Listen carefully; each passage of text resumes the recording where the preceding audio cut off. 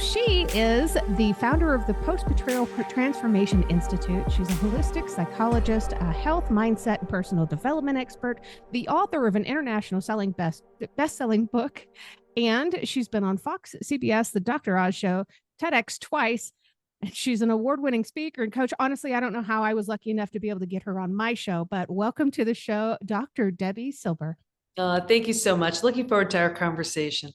My goodness, is there anything that you haven't done? Yes, plenty. But keeping busy is actually a good thing for me. I get myself into trouble if I have too much time on my hands. Oh my gosh, me too. I wonder if this is related to trauma, and we'll get into that.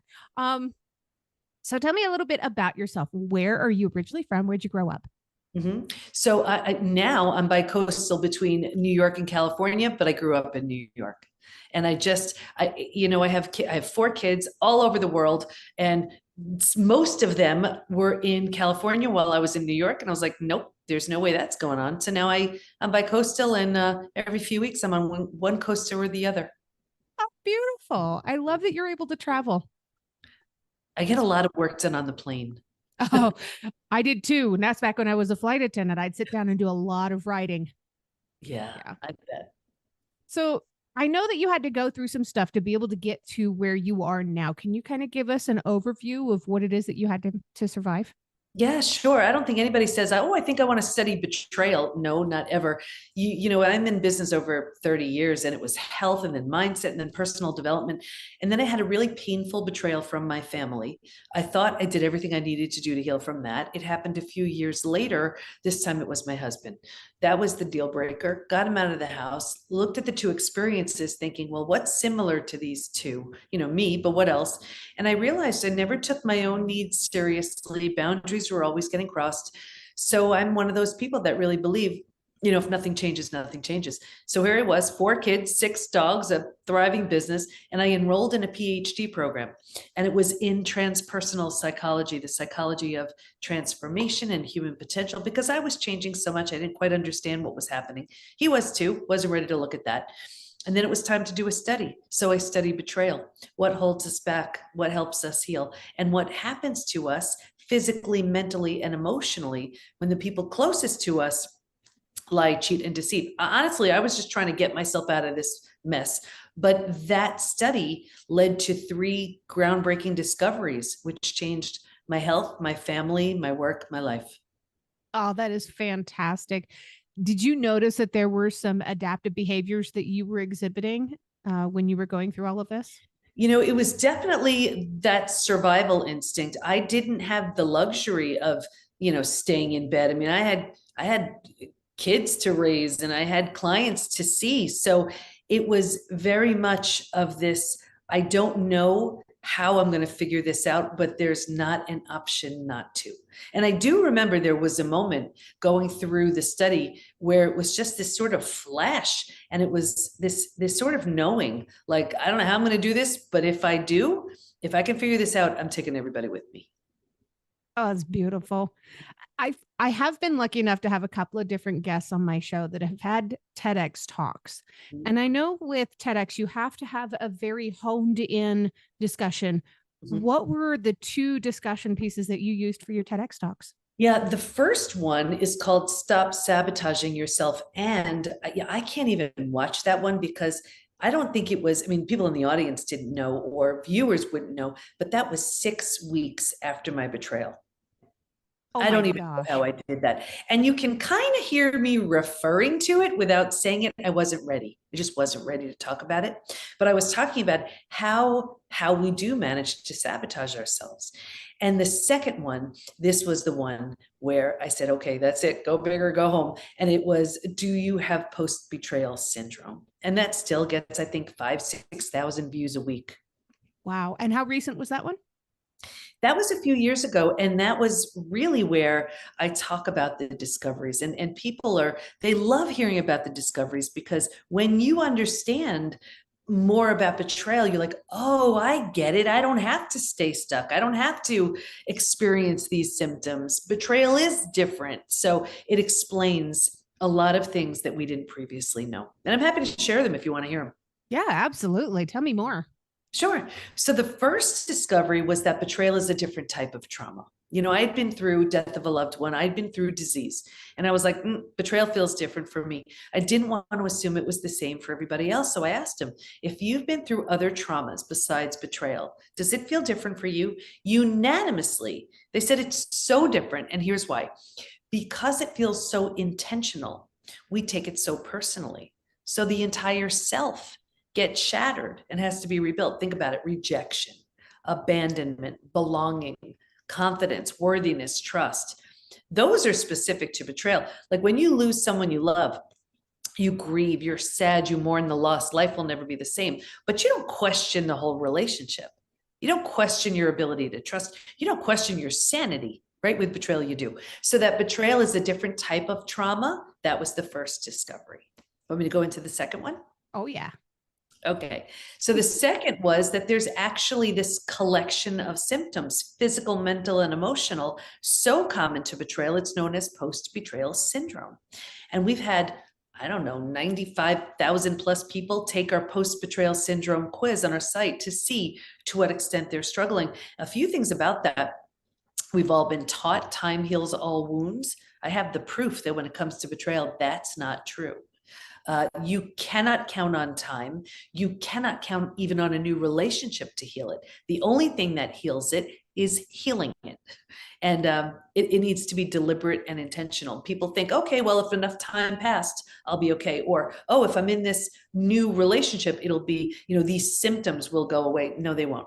They may be suppressed a bit, maybe minimized a bit, but the healing only happens when we heal it. And I have the stats from the quiz that I pull every few months. Happy to share them if you want to hear them. I would love to hear some of these stats. I mean, I'm already identifying with some of this as a survivor of human trafficking myself. I knew the man for 7 years before he did this to me. We were engaged to be married. Talk about a betrayal. Yeah. But yeah, how many people do go through this? What does their recovery look like? Yeah, yeah. So these are the physical, mental, and emotional symptoms. And I want you to pay attention to these numbers. So now imagine men, women, just about every country is represented. 78% constantly revisit their experience. And think of your own experiences here. You'll see how relevant this is. 82% feel a loss of personal power. 80% are hypervigilant. 94% deal with painful triggers, and those triggers can take you right down. The most common physical symptoms: 71% have low energy, 68% have sleep issues, 63% have extreme fatigue. You go to sleep, you wake up, you're exhausted, your adrenals have tanked. 47% have weight changes. So maybe in the beginning, you can't hold food down. Later on, you're using food for comfort. 45% have a digestive issue, and that could be anything: Crohn's, IBS, diverticulitis, right? Constipation, diarrhea. The most common mental symptoms. I see you shaking your head. 78% are overwhelmed. 70% are walking around in a state of disbelief. 68% can't focus. 64% are in shock. 62% can't concentrate. So just imagine that. You can't concentrate. You're exhausted. You have a gut issue. You have to work. You have to raise your kids, do your other obligations. That's not even emotionally. Emotionally, 88% experience extreme sadness. 83% are very angry. Real common to bounce back and forth between those two emotions all day long. 79% are stressed. Just a few more. Here's why I wrote trust again. 84% have an inability to trust. 67% prevent themselves from forming deep relationships because they're afraid of being hurt again. 92% find it hard. I'm sorry, 82% find it hard to move forward. 90% want to move forward, but they don't know how. Oh my gosh. I could have used your help a few years ago. I'm doing much better now.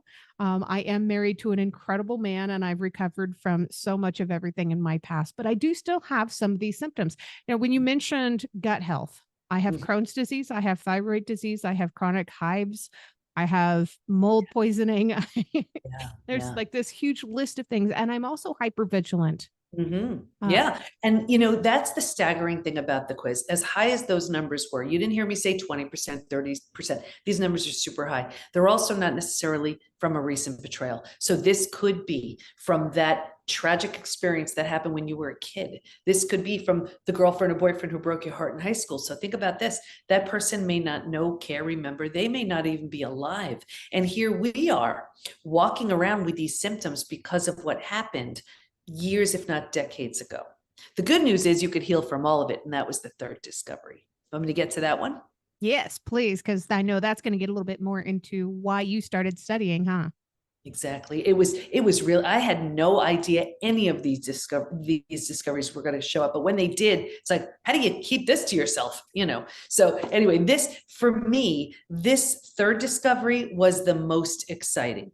And what was discovered was while we can stay stuck for years, decades, a lifetime, and so many people stay stuck, if we're going to fully heal, and by fully heal, I mean those symptoms of post-betrayal syndrome that I just shared, to this completely rebuilt place called post-betrayal transformation. When you've rebuilt yourself, when you've rebuilt your life, you're going to move through 5 proven, predictable stages. And what's even more exciting about that is we know what happens physically, mentally, and emotionally at every stage, and we know what it takes to move from one stage to the next. Healing is entirely predictable. Happy to share the stages if you want to hear them. How can I turn that down?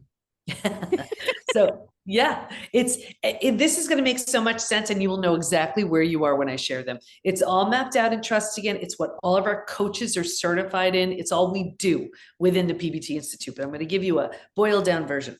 Stage 1 is before it happens. And if you can imagine 4 legs of a table, the 4 legs being physical, mental, emotional, and spiritual, what I saw with everybody, me too, was a heavy lean on the physical and the mental, and kind of neglecting or ignoring the emotional and the spiritual, feeling and being.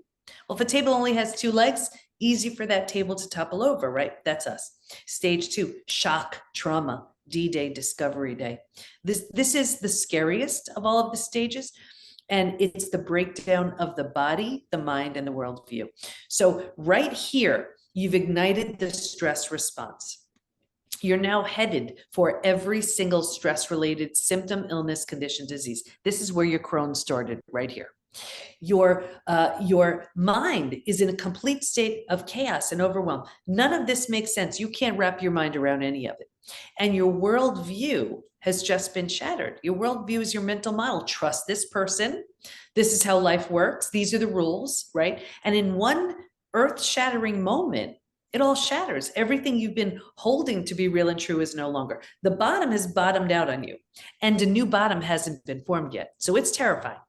But think about it. If the bottom were to bottom out on you, what would you do? You grab hold of anything or anyone in order to stay safe and stay alive. And that's stage 3. Survival instincts emerge. It's the most practical out of all of the stages. If you can't help me, get out of my way. How do I survive this? Where do I go? Who can I trust? Right? Here's the trap though. Stage 3 by far is the most common place we get stuck. Here's why. Once you've figured out how to survive your experience, because it feels so much better than the shock and trauma of where you just came from, you think it's good. And because you don't know there's anywhere else to go, you don't know there's a stage 4 or stage 5, transformation doesn't even begin until stage 4. But because you don't know there's anywhere else to go, you plant roots here, you park here. You're not supposed to, but you don't know that. And 4 things start to happen. The first thing is you start getting all those small self benefits. You get your story. We love our story. You get to be right. We love being right. You get sympathy from everyone you tell your story to. You don't have to do the hard work of learning to trust again.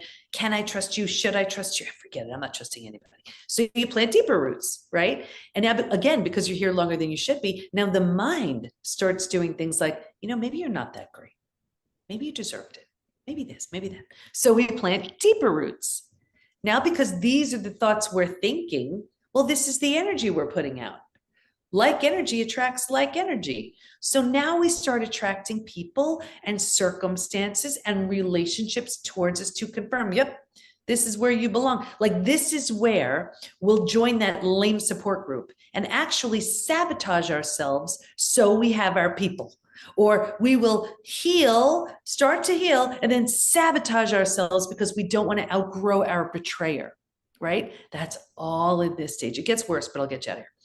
Because it feels so bad, but we don't know there's anywhere else to go. We're like, this stinks, but I mean, I have to get through my day. We start numbing, avoiding, and distracting. So we start using food, drugs, alcohol, work, TV, anything, right? To numb, avoid, and distract ourselves from this painful place. So you do it for a day, a week, a month. Now it's a habit, a year, 10 years, 20 years. And I can see someone 20 years later and say, that emotional eating you're doing, or that numbing in front of the TV, that drinking, whatever. Do you think that has anything to do with your betrayal? And they would look at me like I'm crazy. They would say it happened 20 years ago. All they did was put themselves in stage 3 and stay there. Does that make sense? Absolutely. I struggle with a healthy relationship with food myself. Yeah. Yeah. That's all stage 3 stuff. All stage 3 stuff. And it's so common. So people think, oh my gosh, it's been so long. Doesn't matter. Doesn't matter. It's what we're doing to keep us in that stage. Anyway, if we're willing, willingness is a big word right here, to let go of the small self benefits, grieve, mourn the loss, a bunch of things we need to do, we move to stage 4. Stage 4 is finding and adjusting to a new normal. So here's where we acknowledge, I can't undo what happened, but I control what I do with it. Just in that decision, we're turning down the stress response. We're not healing just yet, but you just stopped that massive damage that's been going on in stages 2 and stage 3. Stage 4 feels like if you've ever moved. If you've ever moved to a new house, office, condo, apartment, whatever, you know, all your stuff's not there. It's not cozy yet, but you're like, okay, we got this. We can do this. It kind of feels like that. But what's so interesting, this is what's so interesting to stage 4.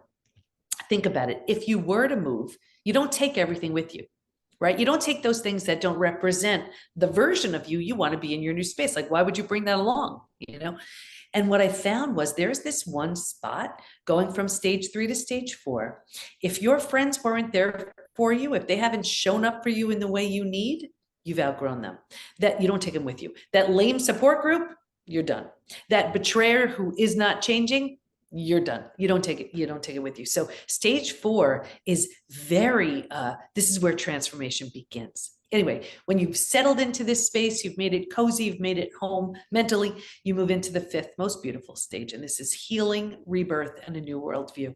The body starts to heal. Self-love, self-care, eating well, exercise. You didn't have the bandwidth for that earlier. Now you do. The mind is healing. You're making all kinds of new rules and boundaries based on the road you just traveled. And you have a new worldview based on what the whole thing that you've experienced. And the 4 legs of the table, in the beginning, it was all about the physical and the mental. By this point, we're solidly grounded because we're focused on the emotional and the spiritual too. Those are the 5 stages. So how common is it for somebody to be settling into stage 4, but still have signs and symptoms of stage 3? Yeah, it's very common. Stage 3 is the hardest stage to leave. And many people are like a hopeful stage 4. They're still getting all those benefits in stage 3, but it's like this. Here's the easiest way for me to explain it. Imagine like a trapeze, and here's one bar. You're holding onto the bar of stage 3. You can even grab hold of the bar of stage 4, but you're not going anywhere unless you let go, right, of the bar of stage 3. So many people, they know there's something better. They can't quite figure it out, but they're just not at that place yet where they are willing to let go of the safety and the comfort, even though it's like comfortable in the uncomfortable, of everything that they're getting in stage 3. That's why, I wrote From Hardened to Healed, because Trust again maps out the 5 stages, but everybody was getting stuck in stage 3. So From Hardened to Healed is just for stage 3. Like, you've been through the worst of it already. You owe it to yourself, to have that transformation that's waiting for you in stages 4 and 5. Like, for example, it is so common for us to see new levels of health, new businesses, new passion projects, new relationships, whether with the person who hurt you or with someone entirely new. Those were stage 5 things, like with my family, I healed and moved on, but with my husband, as to completely rebuild people, we married each other again.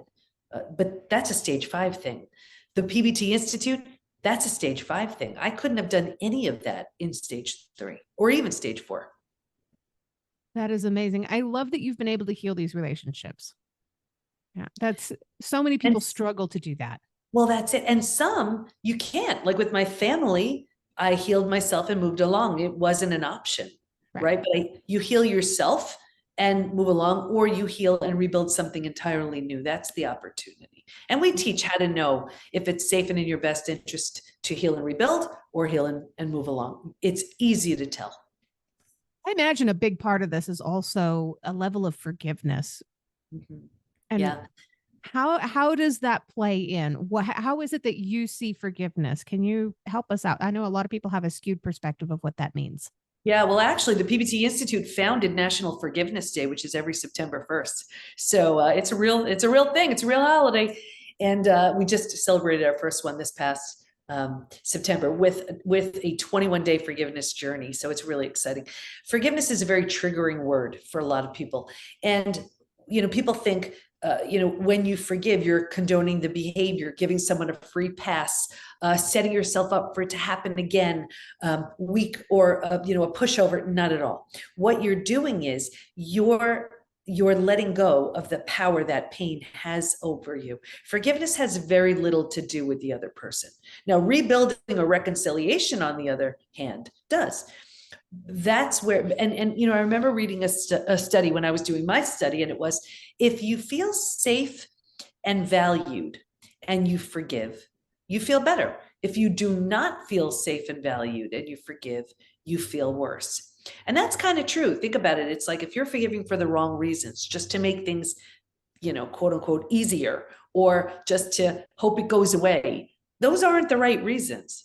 And it backfires every time. Even, in the 5 stages and in our signature program that we teach within PBT, we can't bring in forgiveness too early. It backfires every time. We're not ready for it.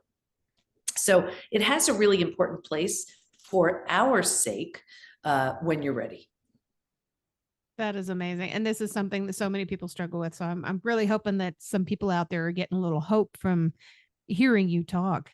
Let's talk a little bit about your books. You've got some awesome projects out there. Thank you. So the ones really relevant to what we're talking about, it's Trust Again, which is, this is the 5 stages from betrayal to breakthrough, my story. They're all mapped out in here, and our 4-part trust rebuilding process. But with people who find they're stuck in stage 3, from hardened to healed. But we just did, I'm really excited about this one. This is our newest, actually, and it's the Rebuild Roadmap. We have a program for the betrayer. And we had all of our coaches within PBT, the PBT Institute, contribute their top experiential activities for the betrayer. And it's in there. And it's one of the things, we have a program, our Rebuild program is just for them. And I'm not talking about the betrayer who's just on to the next. I'm talking about the one who they truly get it. They're ready to become someone they're proud of. And they're amazing, because I meet with them on a group call, and they're sitting there with their pad and pen, and I tell them, exactly what to say and do, exactly what not to ever say and do. And they transform. And it's beautiful, because we have our betrayed going through our, one of our programs, and our betrayers, their partners, very often going through the other, and they meet up again as 2 very different people. And that's exciting to see. Wow. Can you give me an example of what you would tell somebody not to say or do? Yeah, like, here's an example. There was a recent couple, and he was on the group call for one of our rebuild calls for the betrayer, and I was saying how when his wife, in this instance, she was in our program for the betrayed, when she gets triggered, instead of sort of like, hey, how's it going there, and sort of checking in, she needs to feel her mind is completely offline. She's triggered, and she needs to just know you're there. So imagine you're like, she's down in a ravine. You can't be up at the top like, hey, how's it going? You have to go down there with her and pick her up, right? So he heard that, and I forgot the way I said it to him, but it meant it really, like an aha moment went off. And then it was interesting because we have a group call for the betrayed, and she speaks up and she says, I don't know what the heck is happening with my husband, but he is just there for me when I have these triggers. And I'm like giggling because I'm like, he did it. He was implementing exactly what we suggested. So that's kind of fun. Oh, I love that. And there's so many men that they don't know what to do.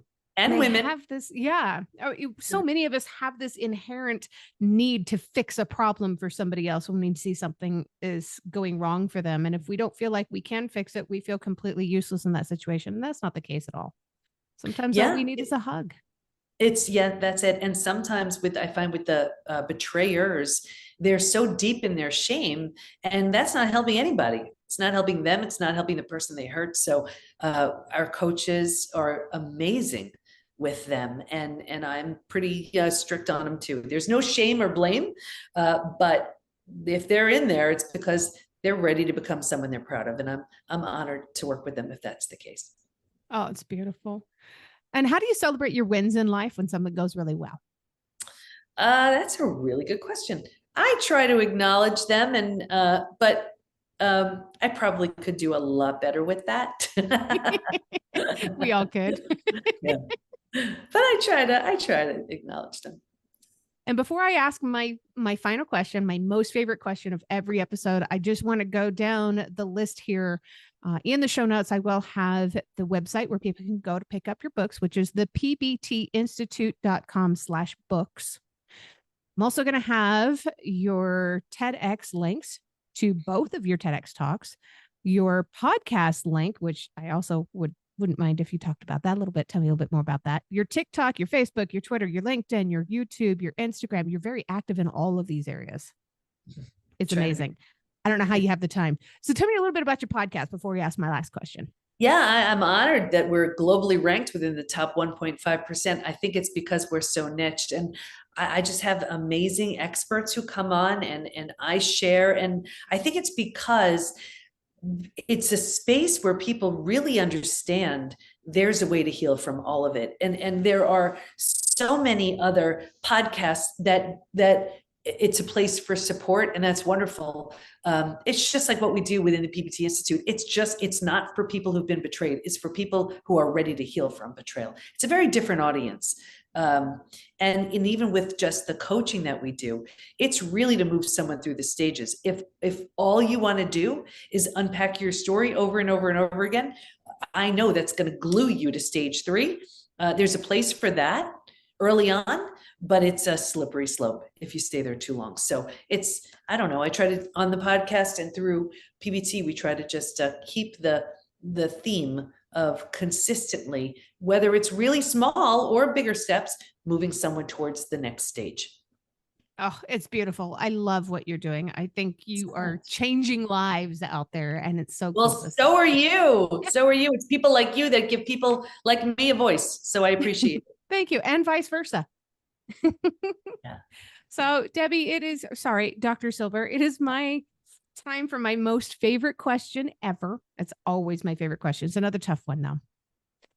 What is one thing that you truly love about yourself that's not related to your physical appearance? Let's see. I would say it's my ability to see the stage 5 in everyone. I just do. It's whenever I'm working with someone we have a program where I'm working with them in addition to PBT, or even the members on a group call, I only see the stage 5 and what's in the way of them living that. And I think that's sort of my secret sauce to getting them there quickly. If you've enjoyed tonight's episode, please make sure you check out the episode description. You'll find links there on how you can learn more about this guest, links to connect with them on social media, and how to support the podcast. Remember, I don't get paid to do this. My boss is a bit tight-fisted, but I can say that. I work for myself.